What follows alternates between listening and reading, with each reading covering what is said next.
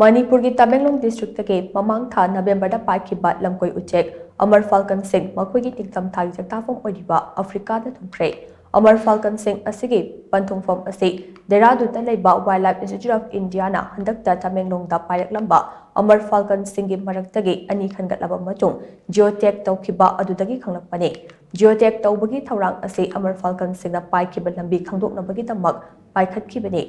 Amur Falcon shing asi makhoigi breeding ground oiriba North China da pairaktuda Manipur ki Tamenglong District ta matam khara